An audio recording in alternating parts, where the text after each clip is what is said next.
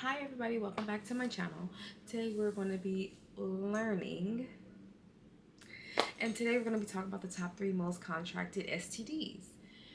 STDs and STIs will be used interchangeably, which they can be. STD is just the term that was used way back when, and then now clinicians and providers are just starting to get the word out there to the public and know it's STIs as well.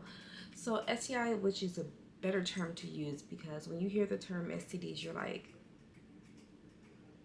what? Am I dying? So no, no, you're not dying. So STI is just a more softer term, which means sexually transmitted infections, which infections can be treated and cured, right? So it's better than saying STDs, which is a sexually transmitted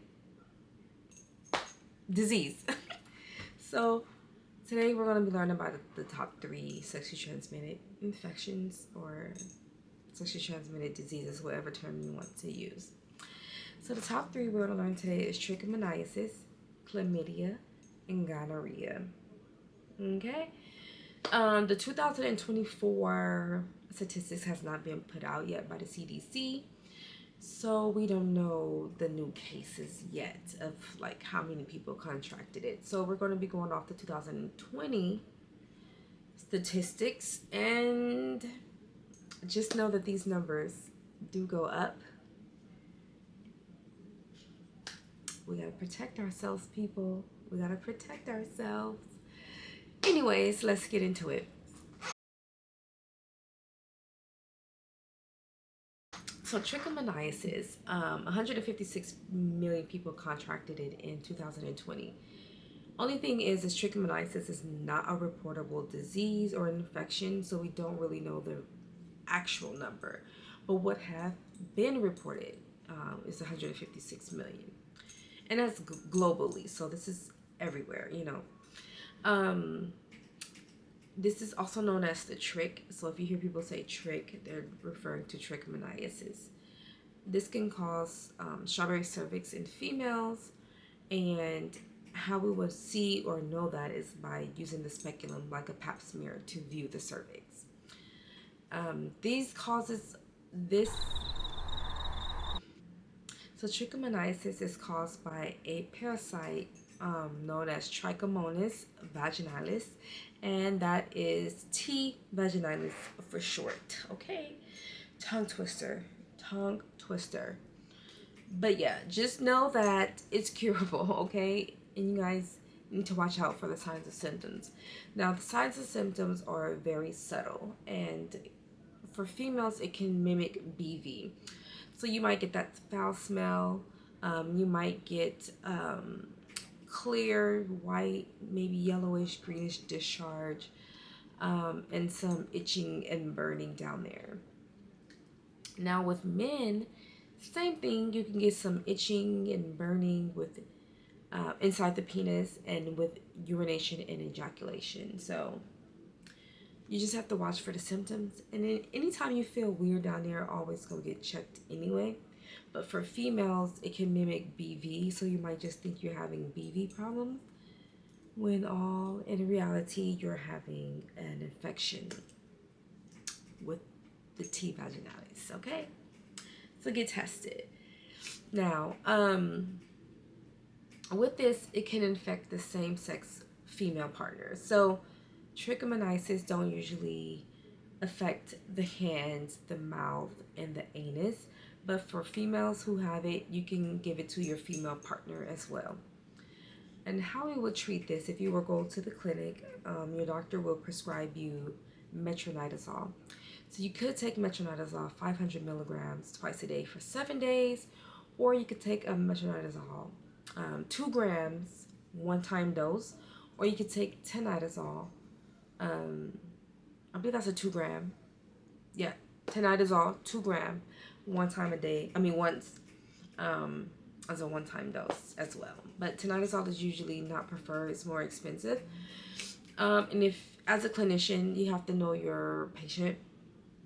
And if you don't think they're going to be compliant with the 7 days dose, you can give them the one-time dose. Okay. Now, how we would test for this is with the NAAT testing, which is basically the nucleic acid amplification test. And basically, this is going to test for the specific DNA inside of that organism. So, for this parasite, we will be checking for a certain DNA, and it will let us know if that is if we are positive for trichomoniasis, gonorrhea, or chlamydia, or whatever you're testing for. Okay. Now, trichomoniasis can cause preterm labor if not treated. So it's best to find, if you're having symptoms, to get tested very early on. With pregnancy, metronidazole is safe to use, so we can prescribe metronidazole to pregnant women. I believe that is it for trichomoniasis. Just know for my clinicians, it is not reportable. Metronidazole is safe for pregnancy, and yeah, I think that's it. That's the least worrisome infection out of the two. So now we will be moving on to chlamydia. One more thing for trichomoniasis. When you get treatment, you want to do a test of cure within 3 to 6 months. And that's especially if you're having a new partner, or if you have multiple partners. You want to test to make sure that the treatment worked well and you're not still infected. And also with trichomoniasis, it can cause small gestational age for your babies and premature rupture of membranes as well. Okay? All right. Now we're moving on to chlamydia. Chlamydia is a reportable disease, so we have to report to the CDC once a patient becomes infected. Chlamydia is caused by a bacteria called Chlamydia trachomatis. Okay, it's curable, it's treatable, but with this one, you want to make sure that you are properly being treated. Okay. Now, signs and symptoms again, little to none. And when I say little to none symptoms, does not mean you're not having any symptoms. It just means that the symptoms are so subtle that, like, you would think it's normal, or you think it'll pass. Oh, in men, it can cause penile burning, again, with urination and ejaculation as well. It can cause swelling and pain in your one or both testicles, which is like, it's very rare. It's very rare, but it can cause some pain and swelling in your testicles. Now, women will get abnormal vaginal discharge, burning with urination, and then that foul smell again. So again, it can mimic BV. So whenever you're having symptoms down there, go get tested, okay, lady? With chlamydia, we can pass this to our babies. There is no test of cure for chlamydia, which is crazy to me, but I would definitely go back, as a person, as a human, I would definitely go back to my provider to just test to make sure I'm good within like 3 months. And all of these, again, if you have a new partner or you have multiple partners and you guys are not, using protection, go get tested. Just go get tested every 3 to 6 months. And if you can't, insurance won't let you do it every 3 to 6 months, yearly.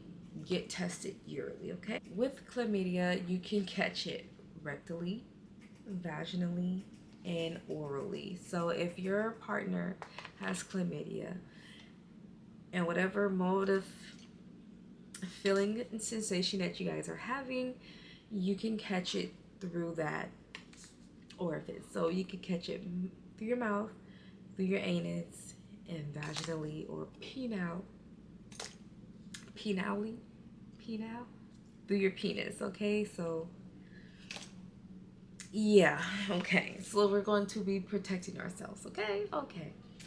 Now with this one, we will use you could use urine testing for chlamydia.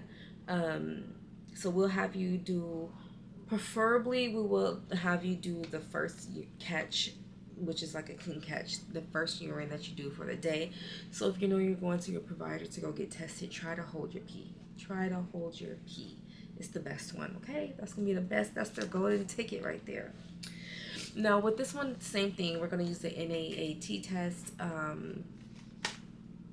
That one is just gonna be gold standard because that is the most specific way and high sensitivity to all of these organisms, okay?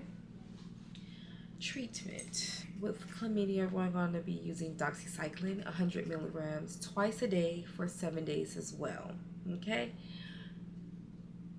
Except if you're pregnant. If you're pregnant, you're not going to be taking doxycycline. You're not. You can use an alternative, which would be azithromycin, 1 gram orally once. That one is safe for pregnancy. So if you're pregnant, we can give azithromycin.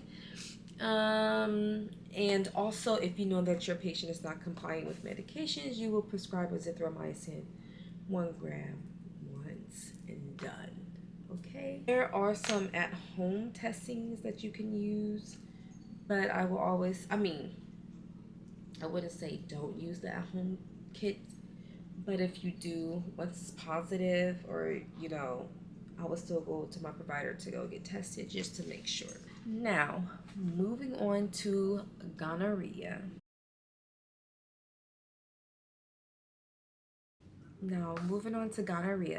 This is caused by a bacteria called Neisseria gonorrhoeae, okay? Neisseria gonorrhoeae, okay?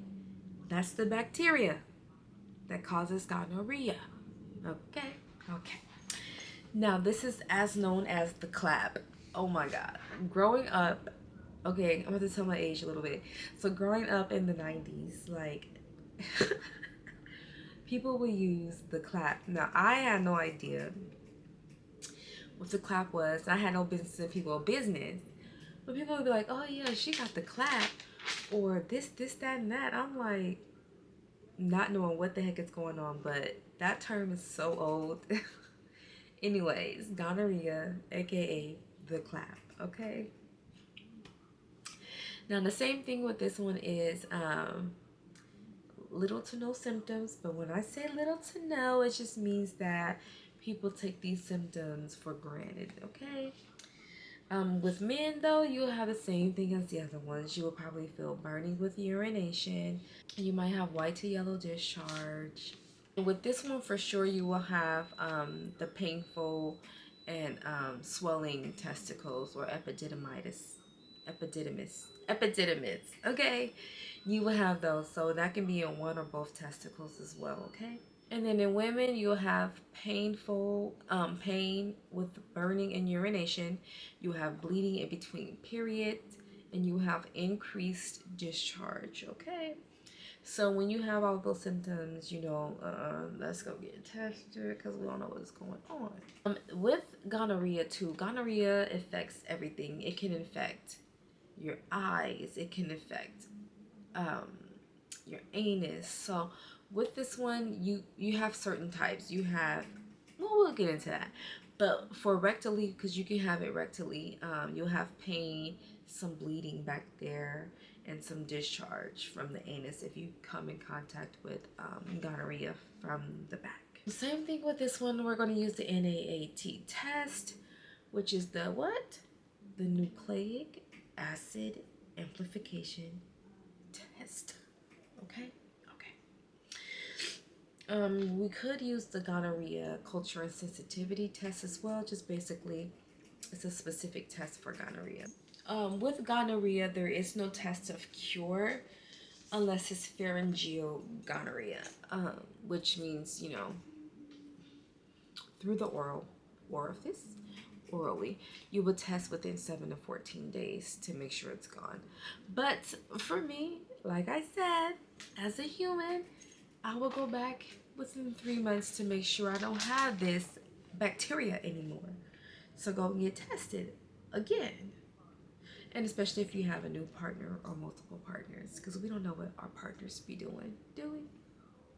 All right. Now, treatment. So way back when, there used to be a cold treatment with ceftriaxone and azithromycin. They don't specifically use that one anymore due to the um, resistance to azithromycin. So now it changed. So now with gonorrhea, the treatment is ceftriaxone. Now with ceftriaxone, it goes by weight. So you have to make sure you have your patient's weight. You would give ceftriaxone IM injection 500 milligram if they weigh less than 150 kilos. If they weigh more than 150 kilos, you would give ceftriaxone IM injection 1 gram. Okay, the 1 gram. Now, gonorrhea, you will give a co-treatment for chlamydia. So if we don't know their chlamydia status, if we don't know if they have been tested for chlamydia, we just don't know if they have chlamydia, we're going to also treat with doxycycline. And then you're going to give the doxycycline 100 milligram twice a day for 7 days. And that is if chlamydia is unknown. So that's standardly, they probably will just treat you for both anyways, which is probably the safer thing to do. But if they have treated you for chlamydia and you came out negative for chlamydia, then we can just treat you with the ceftriaxone IM injection versus the ceftriaxone and the doxycycline. Okay, so for my providers out there and for my NP students out there, you only co-treat gonorrhea for chlamydia is if chlamydia is unknown and if chlamydia have not been tested for.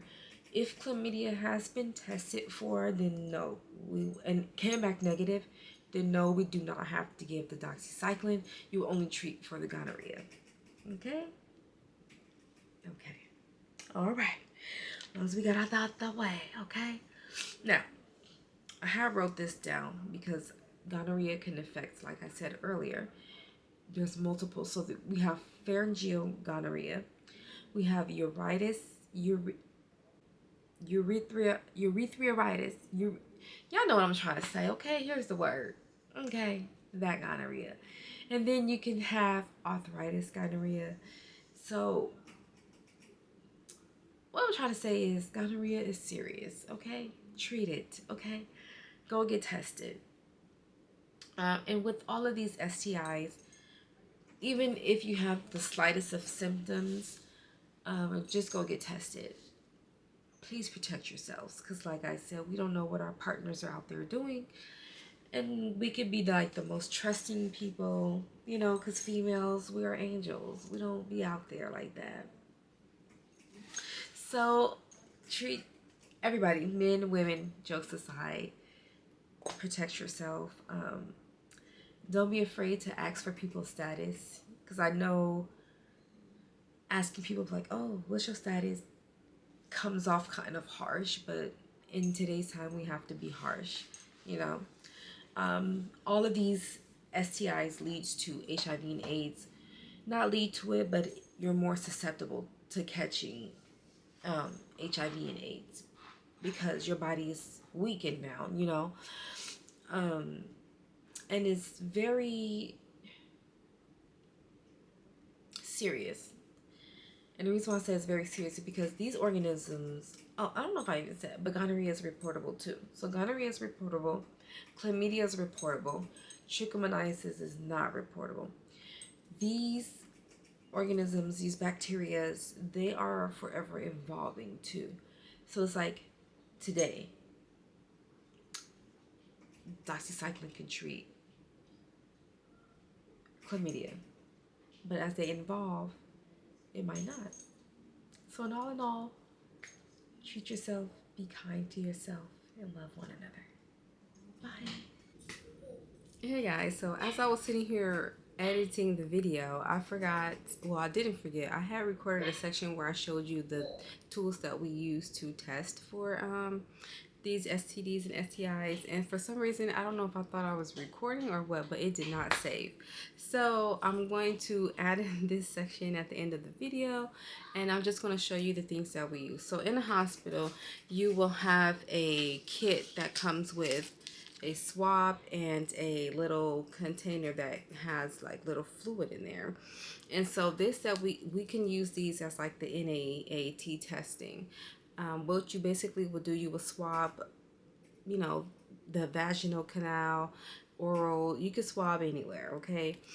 This is the Q-tip. I don't know if you guys can see, but it's kind of small, like your average size of a Q-tip, but it's more furry, like more soft. And then you can swab anywhere. And then what you will do is right at the tip where this red marking is, you will break it off and insert it in here. So it's called the Expert. I don't know if you guys can see it, but it's called the Expert kit. So sometimes doctors will say swab or testing. This is usually the kit that you will go for. Now there's another kit that we use, and this one comes with a very large Q-tip, as you can see. Yeah, intimidating. It comes with this kit, Q-tip. It comes with this Expert with the yellow top, and it still has fluid inside as well. And then it comes with the pipette. So usually you will see this more for like your chlamydia, gonorrhea testing, because you would collect urine. So they will pee in a sterile cup. You would use the pipette to squeeze out, and then there's a line here where it needs to be filled. So let me put this down. There's a line here. I don't know if you guys can see it, but it's a dotted line where you will fill it up with urine. And, you know, of course, use the sterile pipette that comes inside the kit. You put it in there, and then what you essentially would do, send it to the lab, and then, you know, they do their testing for whatever specific organism that we're testing for. Now, the swab, kind of the same thing.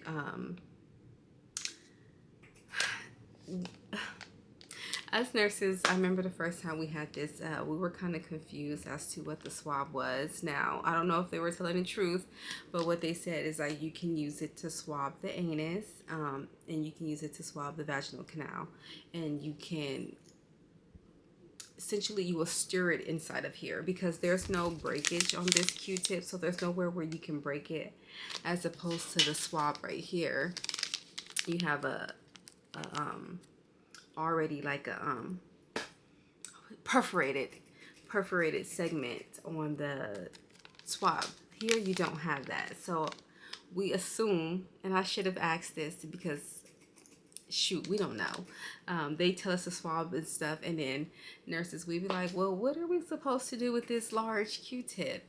But I necessarily never had to use this Q-tip, but I was told you can swab whatever area that you need to swab, and you will stick it in the solution here, and swirl it around, and then they can get it, you know, whatever gets, you try to get the bacteria to be left in the fluid. So I mean, anybody had ever used this, feel free to chime in and let us know, what do your facility do with this large Q-tip. But for the facilities that I went to so far, we haven't had to use the big swab. But I'm assuming it's for the rectum. Don't quote me on that.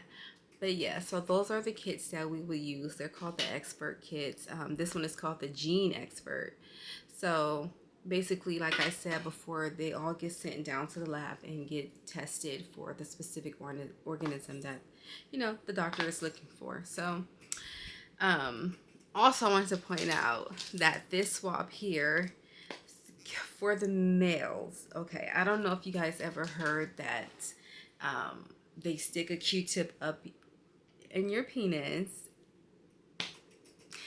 That is what they're talking about. So it'll be this. You don't go far in. You go enough in to collect enough sample, and you can come out. Yeah.